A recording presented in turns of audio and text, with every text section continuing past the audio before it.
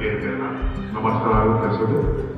దయచేసి ఈ ప్రభుత్వం ఏర్పడ్డ 2 సంవత్సరాల తర్వాత ఈ ప్రభుత్వం చేపట్టిన సంక్షేమ పథకాలు ప్రజలకు అందుతున్నాయా, అందుతలేవా, అందిన దాంట్లో ఏమైనా తప్పులు ఉన్నాయా, ఈ కార్యక్రమం మీద ఇప్పుడు కార్యక్రమం చెప్పడం జరిగింది. అంతేగాని ఇప్పుడు మేము చేసిన కూర్చోడం కాదు.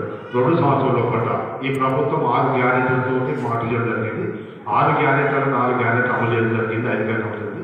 ఈ అమలు చేసిన గ్యారెంటీల పట్ల ఇంకేమైనా లబ్ధిదారులకు అన్యాయం జరిగిందా, లేకపోతే ఇంకేమైనా రాలేదా? గతంలో ప్రజాపాలన అప్లికేషన్ పెట్టిన తర్వాత కూడా వాళ్ళ యొక్క టెక్నికల్స్ వాళ్ళు ఆగితే వాళ్ళ సలహాలు జరిగింది. ముఖ్య ఉద్దేశం ఈ యొక్క కార్యక్రమం ముఖ్య ఉద్దేశం ఈ వార్డులో మన పట్టణానికి కావాల్సిన మౌలిక వసతుల ఏర్పాటు విషయంలో మాత్రమే ఇక్కడ కార్యక్రమం చేయడం జరిగింది.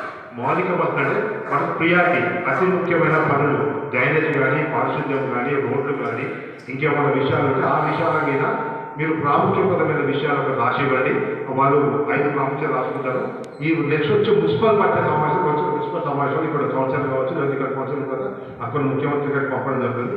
కేవలం మౌలిక వసతుల కల్పన కోసము వార్డుల కౌన్సిల్ మధ్య విషయాలు మాత్రమే చర్చించుకోవడం జరుగుతుంది. ఇదే విధంగా మనకి ఈ 2 సంవత్సరాల కూడా ఈ ప్రభుత్వం వచ్చిన తర్వాత ఎంతమందికి డబుల్ బెడ్లు వచ్చినాయి, ఎంతమందికి ఇంద్రా బెడ్లు వచ్చినాయి, ఆ వచ్చిన దాంట్లో అవకాశాలు జరిగాయా, వాళ్ళు వచ్చిన వాళ్ళకి ఇబ్బందులు జరుగుతున్నాయా అనే విషయం. ఈ ప్రభుత్వానికి ఎంతమంది రేషన్ కార్డులు వచ్చినాయి, రేషన్ కార్డు రాని వారికి ఎంతమంది ఉన్నారు, ఇంకెంతమందికి ఇవ్వాలి, వాళ్ళ సమస్య ఏంటి, ఈ విషయాల మీద మాట్లాడుతుంది. సరే, గత ప్రభుత్వం ఎన్ని వారాలు ఇచ్చింది, ఏం కదా మనకి అవసరం లేదు.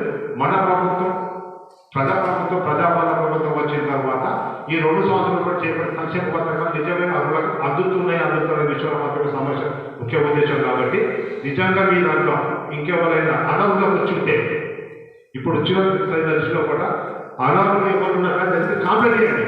ఈయనకు ఇల్లు ఉన్నది, ఆయన ఇల్లు వచ్చింది, ఈయన పింఛన్ ఉంది, ఆయన పింఛన్ వచ్చింది, మీరు కాంప్లైంట్ చేయొచ్చు, వాళ్ళు రాసుకోవచ్చు. ముఖ్య ఉద్దేశం మౌలిక వసతుల కల్పన ఏర్పాటు విషయంలో మాత్రం మీరు ఖచ్చితంగా మీకు ఒకటి ప్రజలకు ఉపయోగపడే రోడ్లు కానీ, డ్రైనేజ్ కానీ, పారిశుద్ధ్య విషయంలో నిధులు కేటాయించడం జరుగుతుంది. కాబట్టి ఆ విషయం గమనించండి. మీ తల్లిదండ్రుల దృష్టిలో కూడా లబ్ధిదారులు ఎవరైతే ఉన్నారో, ఈ ప్రభుత్వం వచ్చే తర్వాత ఎవరైతే లబ్ధిదారులు ఉన్నారో అందులో ఎవరైనా అనర్హులు ఉంటే మీరు దయచేసి ఫిర్యాదు కూడా చేసుకోవచ్చు. Thank you. స్పీడ్గా వర్క్ జరుగుతుంది. అంటే సమస్యలు అంటే కౌన్సిలర్ వచ్చిన తర్వాత ఆల్మోస్ట్ ఒక 1 మంత్ అవుతుంది. కాబట్టి ఇప్పుడు సమస్యల పరిష్కారం అవుతుందని చెప్పేసి మేము భావిస్తున్నాం. ముఖ్యంగా ఇప్పుడు చెమన్ దగ్గర ఇంతకుముందు క్రాంతి చెప్పాడు. ఆ చెమన్ చుట్టూ ఉన్న డ్రైనేజ్ ఏదైతే ఉందో అక్కడ గమనించారో లేదో, అది వెహికల్స్ వచ్చి కూడా మోర్లో పడుతున్నాయి. ఓవర్ఫ్లో కాదు, అక్కడ రంధ్రం ఒకటి తీసి పెట్టారు, ఓపెన్ తీసి పెట్టారు చూడండి. అక్కడ మ్యాన్ హోల్స్ అది ఇమ్మీడియట్ గా పెట్టించే ప్రయత్నం చేయండి. మ్యాన్ హోల్స్ లేక బైక్స్ వచ్చి దాంట్లో పడిపోతున్నాయి టోటల్గా. మళ్ళీ అదేవిధంగా మురళి ఇంటి ముంగట ఆ డ్రైనేజ్ ఏదైతే ఉందో అది 10 సంవత్సరాల నుండి సమస్యగానే అది అట్లనే ఉంటుంది. వర్షం పడ్డదంటే వాటర్ మొత్తం నిండిపోతుంది చెమనే. మళ్ళీ ఈ ముందట కల్వర్ట్ ఉంటుందండి, ఆ కల్వర్ట్ దగ్గర అది కూడా చాలా డేంజర్ ఉంది సమస్య.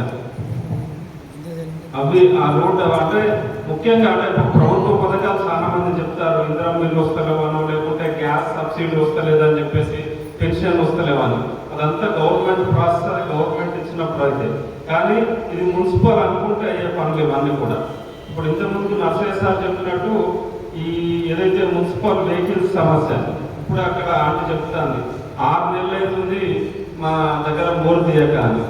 అంటే అటువంటి సమస్యలు కొద్దిగా ఇప్పుడు కౌన్సిలర్ వచ్చింది కాబట్టి కొద్దిగా సాగాన్ని మీరు దగ్గర నుండి ఒకసారి వాటర్ వాచ్ చెప్పడానికి పెట్టుకుంటూ, ఇంతకుముందు అంటే ఇక్కడ ఉన్న మనకు సీనియర్లు ఉన్నారు, వేణన్న కావచ్చు, రామచంద్రన్న కావచ్చు, ఇక్కడ ఉన్న వాళ్ళు ఏంటంటే ఇంతకుముందు ఇంట్లో మనుషులే, వేణన్న ఇంట్లో మనిషే, రామచంద్రన్న ఇంట్లో మనిషి లాగా ప్రతి ఒక్కరి దగ్గరకు వచ్చి పనిచేసేది. అట్లానే ఇప్పుడున్న కౌన్సిలర్ కూడా ఆ రకంగానే మనం ప్రతి ఇంటికి కూడా వారానికి ఒకసారైనా వాటర్ వాచ్ ఒకటి ఏర్పాటు చేసుకొని మీరు ఆ సమస్యలు ఏదైతే చిన్న చిన్న సమస్యలు ఉన్నాయో ఆ సమస్యల్ని పరిష్కరించే విధంగా అది ప్రిపరేషన్ చేయాలని. అదేవిధంగా అంటే ముఖ్యంగా ఈ ఏదైతే నల్లా గురించి ఈ రోడ్లన్నీ తొమ్మిది వాటిని క్లియర్ చేసేటట్టు చిన్న చిన్న సమస్యలు కానీ దాన్ని క్లియర్ చేస్తే చాలా సమస్యలు అంటే అది ఎప్పటికీ వెహికల్స్కి ఇబ్బంది ఉంది. అది క్లియర్ అయ్యేటట్టు చూసుకోవాలని చెప్పేసి తెలియజేస్తున్నాను. ఖచ్చితంగా ప్రొవైడ్ చేయాలి ఉద్దేశం ఇది. ఇక మెయిన్ ఏంటంటే ఇప్పుడు వితంతువులు ఉన్నారు, వాళ్ళ కొంతమందికి పెన్షన్ రావట్లేదు, వాళ్ళు కూడా అప్లై చేస్తారు. దయచేసి వాళ్ళకు ఇన్ఫర్మేషన్ పంపండి.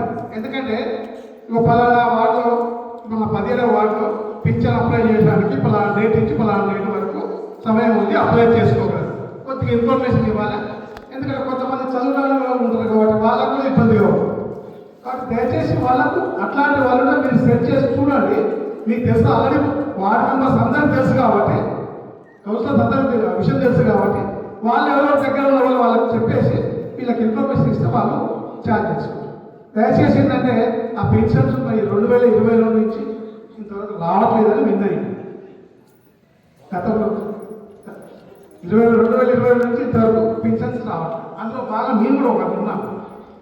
అప్లై చేద్దాం మున్సిపాలిటీకి పోతే ఇది లేదు అది లేదు అంటారు. ఇప్పుడు అప్లై లేదంటారు. అది సమస్య. కాబట్టి ఎప్పుడైనా ఏజ్ అయిపోయిన తర్వాత మనకి అప్లై చేసి అర్హత ఉండాలి. కాబట్టి అప్లై చేయడానికి వీల్లేదు కదా.